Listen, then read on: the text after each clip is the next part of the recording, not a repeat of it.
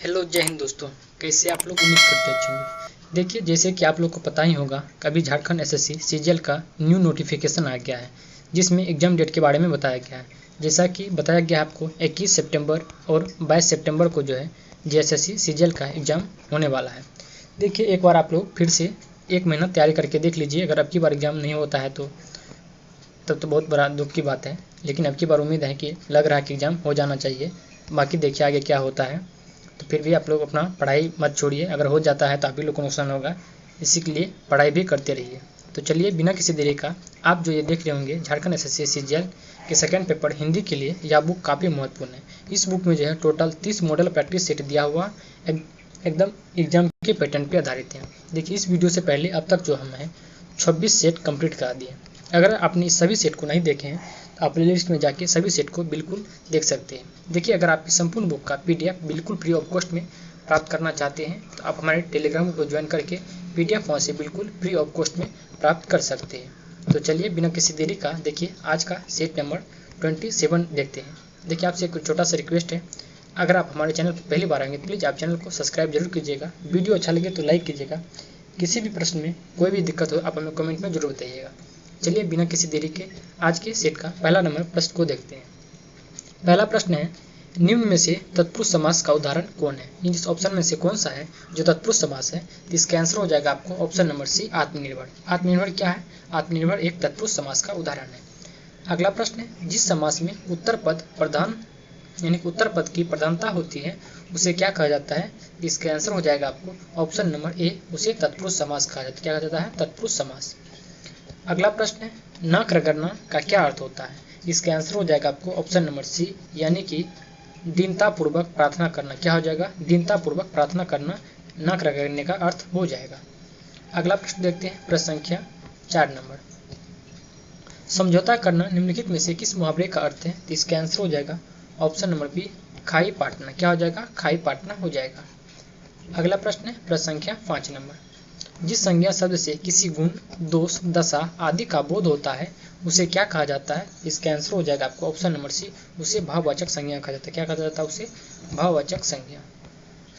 अगला प्रश्न है, जिस शास्त्र में शब्दों के शुद्ध रूप और प्रयोग के नियमों का निरूपण होता है उसे क्या कहते हैं? इसका आंसर हो जाएगा आपको ऑप्शन नंबर सी, उसे व्याकरण कहा जाता है। क्या कहा जाता है? उसे व्याकरण कहा जाता है।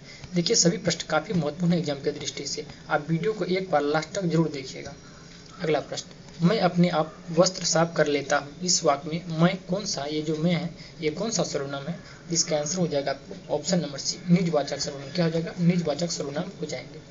अगला प्रश्न है, किस किस से झगड़ा करते फिरोगे? रेखांकित पद यानी जो ये जो होगा शायद किस किस डैश पद है, तो इसका आंसर हो जाएगा आपको ऑप्शन नंबर सी हो जाएगा सर्वनाम। क्या हो जाएगा? सर्वनाम हो जाएगा, ऑप्शन नंबर सी बिल्कुल करेक्ट।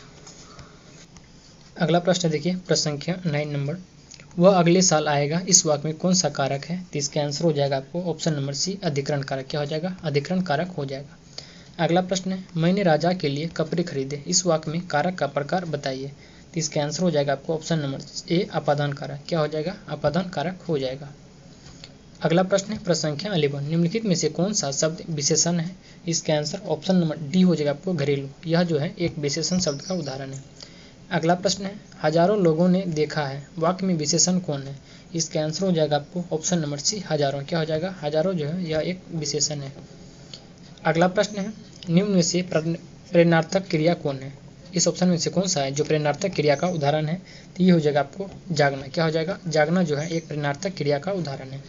अगला प्रश्न है, यौगिक की धातुओं की रचना के कितने प्रकार होते हैं? इसका आंसर हो जाएगा आपको ऑप्शन नंबर बी, 3 प्रकार। कितना हो जाएगा? 3 प्रकार हो जाएंगे।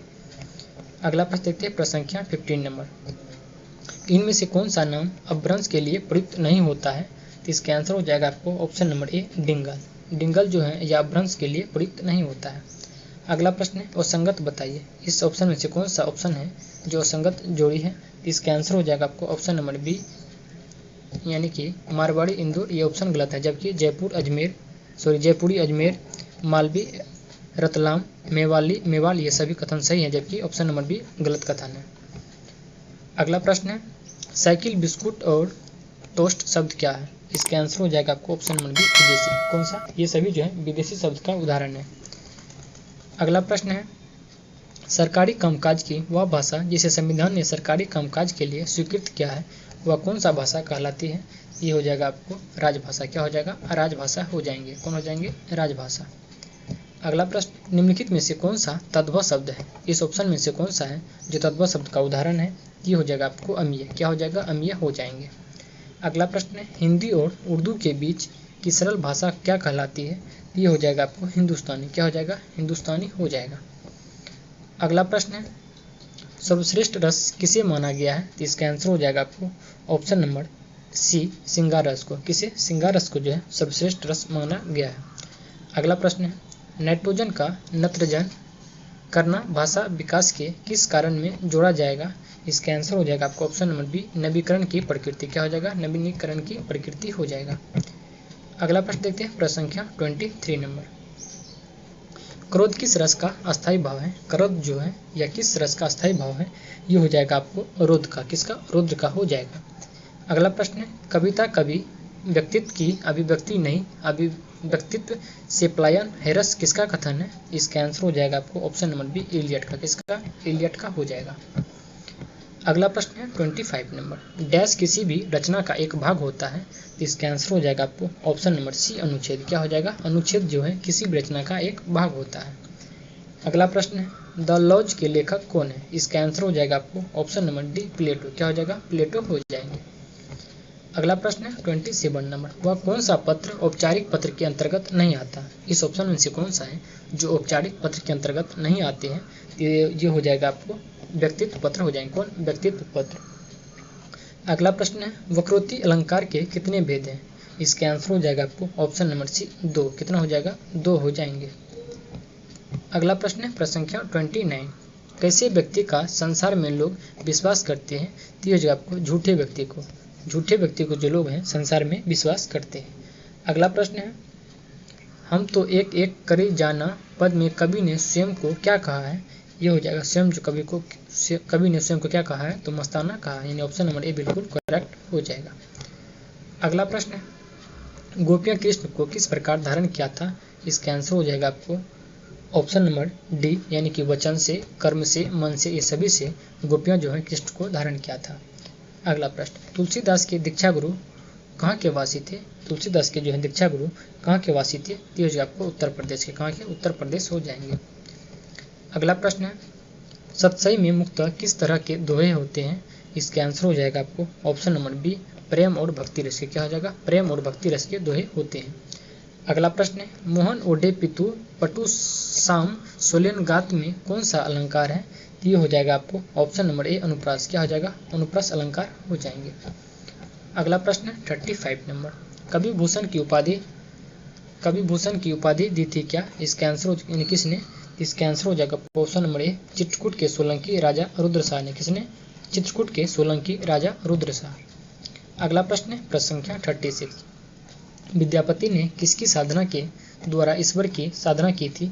इसका आंसर हो जाएगा आपको ऑप्शन नंबर ए, श्रृंगार रस। क्या हो जाएगा? श्रृंगार हो जाएंगे। अगला प्रश्न है, कबीरदास को राम भावना किनसे प्राप्त हुई थी? तो इसका आंसर हो जाएगा आपको option number C, Swami Ramanand से। किससे? स्वामी रामानंद। अगला प्रश्न है, सूर सागर के रचयिता कौन है? इसका आंसर हो जाएगा आपको ऑप्शन नंबर ए, सूरदास। सूर सागर किसके रचना है? तो आपको सूरदास के हो जाएंगे। अगला प्रश्न है प्रश्न संख्या 39 नंबर, कवितावली किस प्रकार की रचना है? तो इसका आंसर हो जाएगा आपको ऑप्शन नंबर ए, प्रबंधात्मक। क्या हो जाएगा? प्रबंधात्मक हो जाएंगे। अगला प्रश्न है, बिहारी सतसई में किस विषय से संबंधित दोहे हैं? ये हो जाएंगे आपको नीति, भक्ति, श्रृंगार, ये सभी हो जाएंगे। नीति, भक्ति और श्रृंगार ये सभी प्रकार के हो जाएंगे।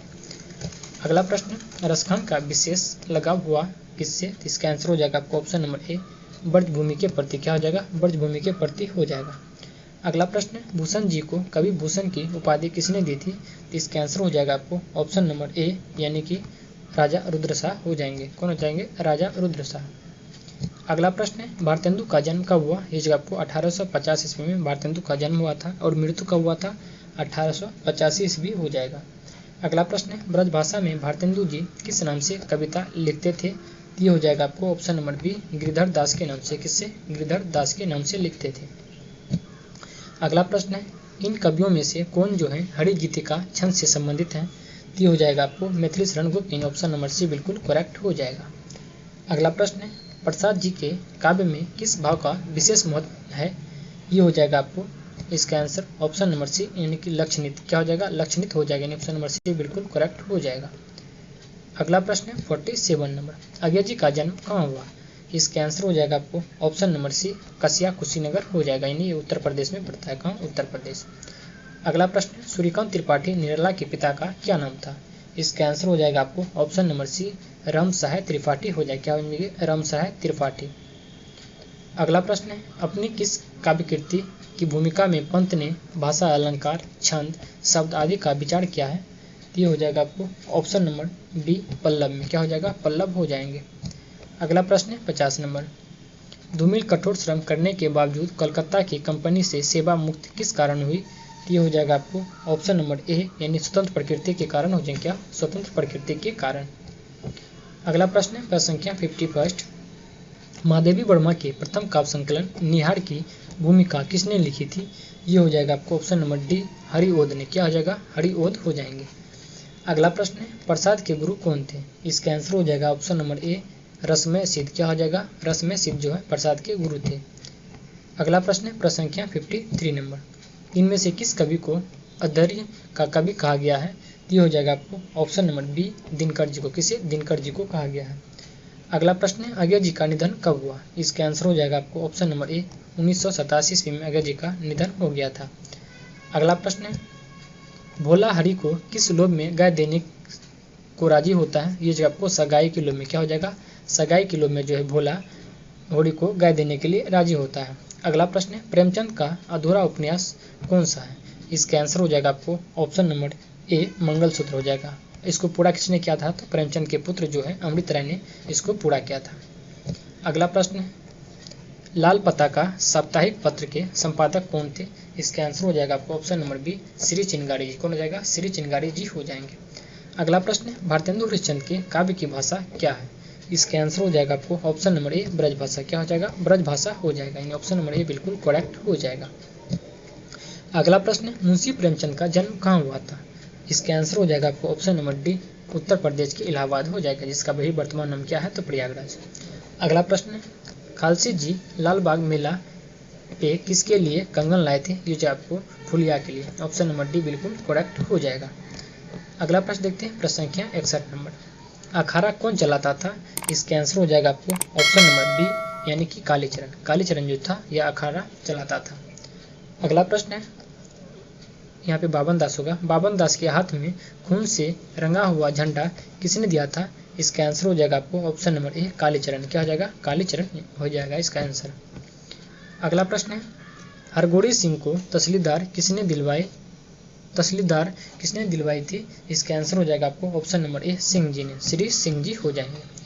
अगला प्रश्न है अररिया सब डिवीजन कांग्रेस का खजांची कौन था?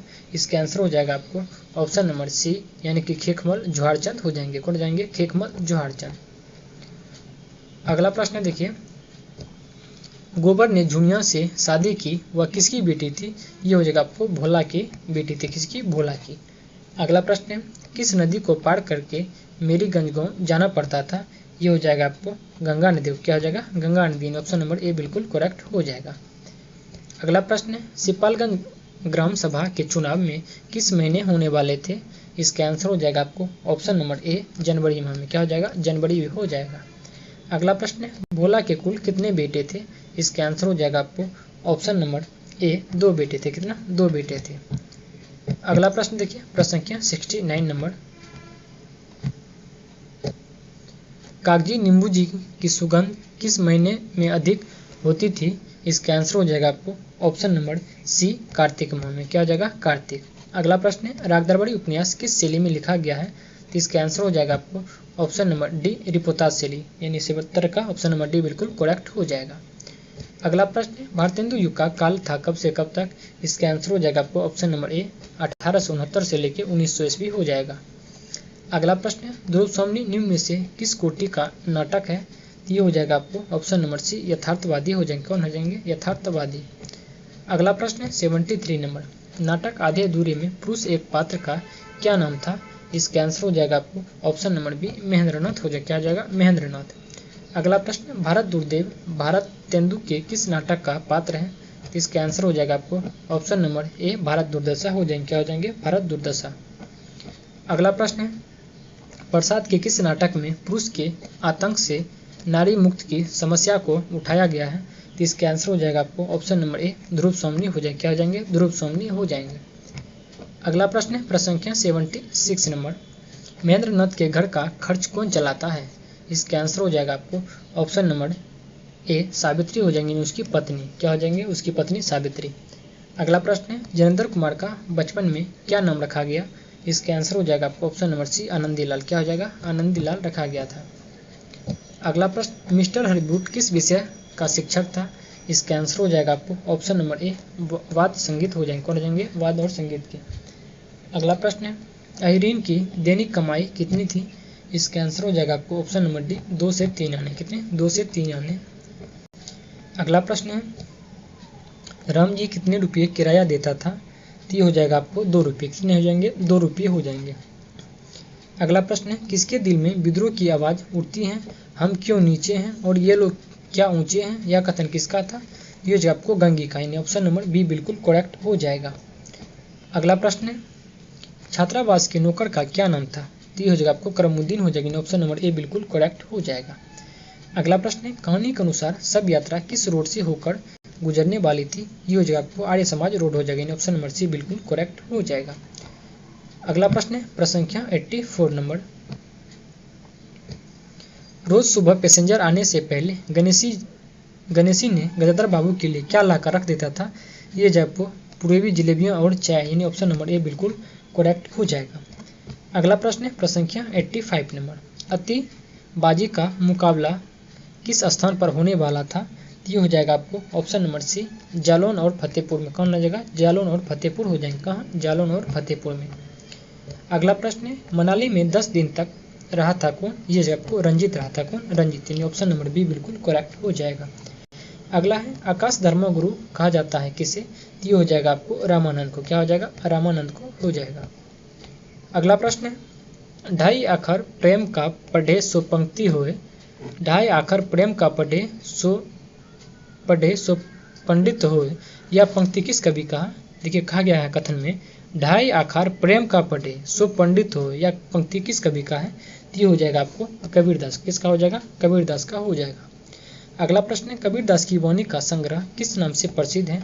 इसका आंसर हो जाएगा आपको ऑप्शन नंबर डी बीजक के नाम से। क्या हो जाएगा? बीजक, यानी ऑप्शन नंबर डी बिल्कुल करेक्ट हो जाएगा।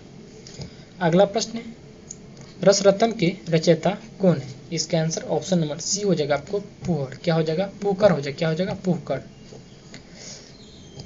अगला प्रश्न है, तुलसीकृत कौन सी रचना ब्रज भाषा में है? तो ये हो जाएगा आपको गीतावली। क्या हो जाएगा? गीतावली हो जाएंगे। अगला है, भाषा भूषण के रचनाकार कौन है? तो ये हो जाएगा आपको जसवंत सिंह। क्या हो जाएगा? जसवंत सिंह जो है ये भाषा भूषण के रचनाकार हैं। अगला प्रश्न है, रस पीयूष निधि के रचनाकार कौन है? तो ये हो जाएगा आपको आचार्य सोमनाथ। क्या हो जाएगा? ऑप्शन नंबर डी बिल्कुल करेक्ट हो जाएंगे। अगला प्रश्न है, अंग दर्पण किस कवि की रचना है? तो ये हो जाएगा आपको ऑप्शन नंबर डी, यानी कि रसलीन का। किसका? रसलीन का हो जाएगा। अगला प्रश्न है, रसिक प्रिया किसकी रचना है? ये जो रसिक प्रिया है ये किसकी रचना है? तो ये हो जाएगा आपको केशव दास का। किसका हो जाएगा? केशव दास का हो जाएंगे। अगला प्रश्न है, प्रश्न संख्या 96 नंबर, कौन सी रचना रामधारी सिंह दिनकर की नहीं है? तो इसका आंसर हो जाएगा आपको ऑप्शन नंबर डी आत्मचिंतन। आत्मचिंतन जो है यह रचना रामधारी सिंह दिनकर की नहीं है, जबकि दिल्ली, रेणुका, नीम के पत्ते ये सभी रामधारी सिंह दिनकर के रचना है। अगला प्रश्न है, रेशमी टाई एकांकी के रचनाकार कौन है? तो ये हो जाएगा आपको डॉक्टर रामकुमार वर्मा हो जाएंगे। क्या हो जाएंगे? डॉक्टर रामकुमार वर्मा। अगला प्रश्न है, सारा आकाश किसकी कृति है? सारा आकाश जो है यह किसकी कृति है? तो ये जो आपको राजेंद्र यादव। किसका? राजेंद्र यादव हो जाएंगे। अगला प्रश्न है, कविता तीसरी आंख के रचनाकार कौन है? ये हो जाएगा आपको ऑप्शन नंबर ए प्रभाकर श्रोई हो जाएंगे। कौन हो जाएगा? प्रभाकर श्रोई।